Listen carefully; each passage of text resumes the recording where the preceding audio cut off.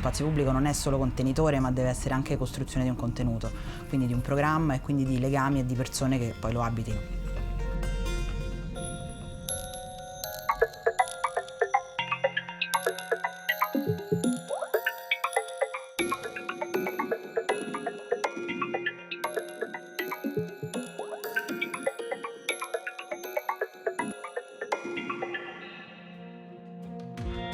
Orizzontale è uno studio che si occupa di architettura e lavora principalmente sullo spazio pubblico. E l'idea alla base del nostro lavoro è quella che gli spazi della città debbano essere utilizzati in maniera piena e quindi anche attraverso degli esperimenti che ci portano a fare delle stratificazioni di significato sui territori che spesso hanno o perso le loro abitudini, comunque i loro usi, o non ne riescono a trovare di nuovi.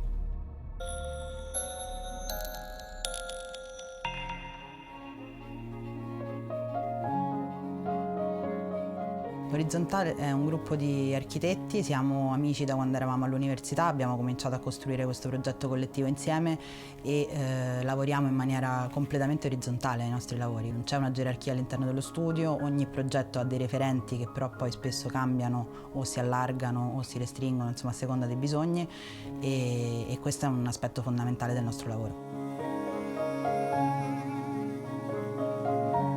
Nel gruppo ognuno di noi è responsabile di più progetti che segue in prima persona e che condivide periodicamente con gli altri in modo da tenerci aggiornati e poi da risuddividere quelle che sono le necessità o le cose che dobbiamo fare.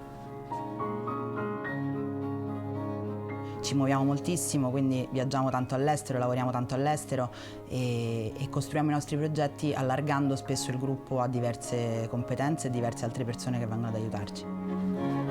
Lavoriamo per esempio appunto con fabbri, con falegnami, con muratori, ma in realtà con persone che hanno voglia di condividere con noi i loro saperi e lavorando in maniera sperimentale all'interno dei cantieri di costruzione spesso affianchiamo delle imprese di costruzioni da cui riusciamo a trarre vantaggio reciproco. Noi collaboriamo col progetto e con le nostre energie e loro con le loro capacità tecniche ci aiutano a portare a termine il progetto.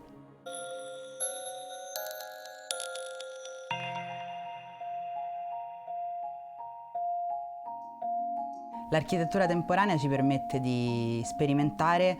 e anche ogni tanto di osare più di quello che sarebbe consentito in maniera tradizionale, perché appunto sono interventi reversibili, sono interventi effimeri, quindi spesso riescono a essere molto più incisivi e a portarci a creare delle situazioni inattese e sicuramente inusuali all'interno della città. Quindi si parla anche appunto di eventi performativi, di feste, perché la città va festeggiata e va celebrata, e cose che tendenzialmente riescono a coinvolgere in maniera molto più diretta le persone che abitano la città, che magari non capirebbero un intervento puramente formale e che invece vengono coinvolte da un'attività collettiva. Per esempio un progetto molto grande di cui ci stiamo occupando adesso è Prossima Apertura. Prossima Apertura è un'opera pubblica, è l'incarico per la costruzione di una piazza all'interno di un quartiere in periferia nella città di Aprilia. E Prossima Apertura è anche però un processo di coinvolgimento. L'idea è quella di avvicinare le persone a questo nuovo spazio pubblico in maniera concreta, quindi avvicinandoli a costruire delle porzioni di questa piazza, a partecipare a degli eventi che si svolgono in maniera programmata all'inizio e poi si spera sempre più spontanea dopo. Lo facciamo perché il tema molto sentito in quel quartiere è un tema di sicurezza pubblica e appunto di legami lenti all'interno della popolazione e la costruzione non solo ma anche l'attivazione proprio di legami di comunità fa sì che questa distanza in certo senso si colmi e quindi le persone comincino a essere abituate a vivere questi spazi e li sentano più propri e più sicuri.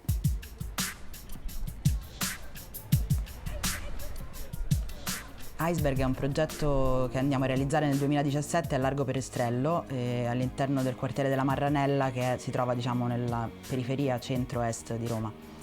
E Largo Perestrello è un grandissimo vuoto urbano che è rimasto abbandonato per tantissimi anni e che poi è stato pavimentato ma in un processo che ancora non vede compimento. Iceberg è una struttura a 3 livelli, una gradonata irregolare accompagnata da un tavolo che serve per fare eventi, per fare riunioni, per fare feste, per fare incontri. È un grandissimo segno a terra che quindi identifica questo spazio dedicato a questa nascente comunità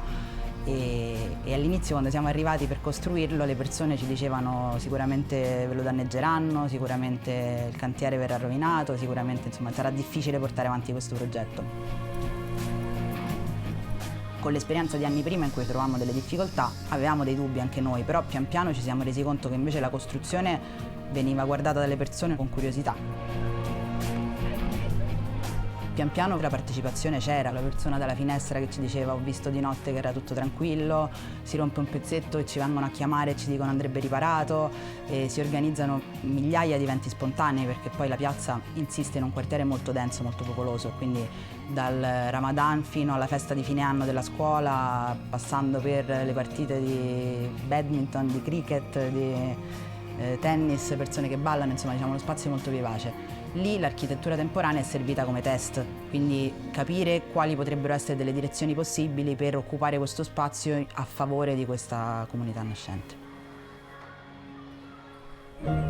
L'architettura temporanea è fatta per essere sostituita, per essere evoluta. Iceberg è stato un luogo di sperimentazione anche molto vissuto per una serie di mesi e a un certo punto Iceberg si è sciolto e ha lasciato lo spazio a Largo, che è l'ultimo intervento che ancora si può trovare a Largo Perestrello. Largo è una grandissima barca che naviga questi ghiacci ormai sciolti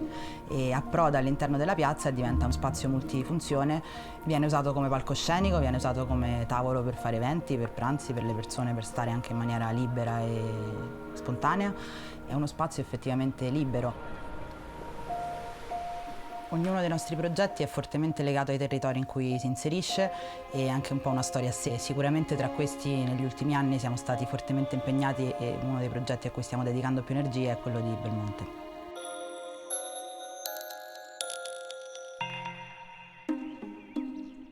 Siamo a Belmonte Calabro, un paesino del sud Italia. Siamo qui perché Orizzontale partecipa a questo progetto che ora si chiama Belmondo dal 2017. Il progetto è in collaborazione con la Rivoluzione delle Seppie, è guidato dalle Seppie, un'associazione nata nel 2016, costituita da ex studenti della Metropolitan University di Londra. L'idea dietro il progetto di Belmondo è quello di trovare il modo di attivare un progetto corale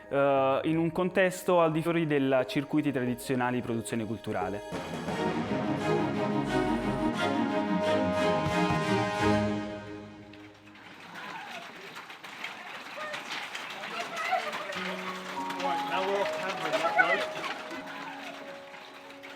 Il progetto nasce dall'esigenza di sperimentare attraverso piccole azioni di architettura che sono iniziate nel 2017 dalla produzione di una sedia e quindi da un oggetto che consideriamo un'unità di misura minima per relazionarsi con il contesto, fino ad arrivare alla casa.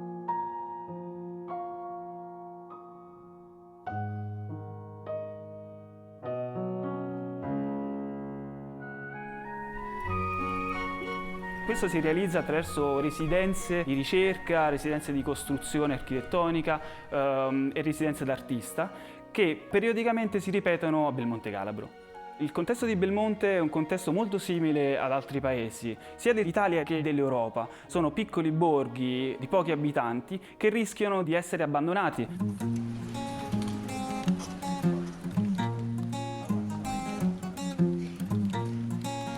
Lo strumento dell'architettura è stato quello che ci ha permesso di attivare delle possibilità sempre inedite, dalla casa, all'attivazione della biblioteca comunale, alla costruzione di questo spazio che è la sede sia di questa comunità nomade, ma che è anche un punto di riferimento di questo progetto per la comunità locale. E c'è uno scambio continuo fra noi che mettiamo il nostro progettualità e cerchiamo di inserirla in una ricerca più ampia che vede l'architettura come una chiave di volta dello sviluppo del progetto e anche la materia della ricerca. Questo viene restituito in larga parte da quelle che sono le collaborazioni che negli anni si sono create con vari attori locali come artigiani locali, maestranze locali, la conoscenza o l'entrare più o meno in confidenza con persone del posto. Il progetto non si concluderà alla casa e si adatterà a quelle che sono le possibilità che Belmonte ci offrirà negli anni, in termini di sviluppo della ricerca, possibilità di nuove residenze e di creazione e costruzione di nuovi spazi per la comunità.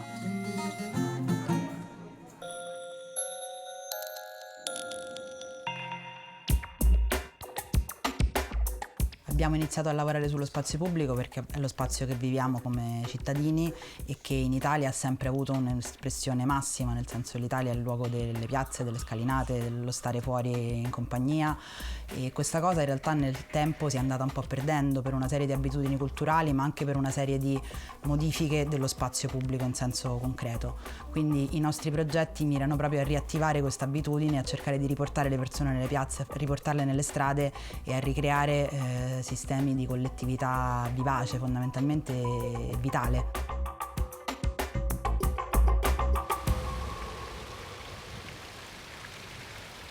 Nell'esperienza drammatica e scioccante quest'anno della pandemia ci siamo resi conto di quanto effettivamente lo spazio pubblico sia un luogo prezioso per la vita quotidiana, nel senso che non avere accesso allo spazio pubblico ha messo in luce tutte quelle che sono le disparità e le differenze in maniera molto, molto evidente. E quindi ci siamo resi conto che creare uno spazio pubblico che sia esteso, che sia aperto a tutti, che sia libero e che sia adattabile ai bisogni che possono ogni tanto anche in maniera molto drastica arrivare a intercorrere, questa è una cosa fondamentale che già garantisce la giustizia, che garantisce il libero accesso a tutti, a luoghi di espressione, a luoghi di vita in generale.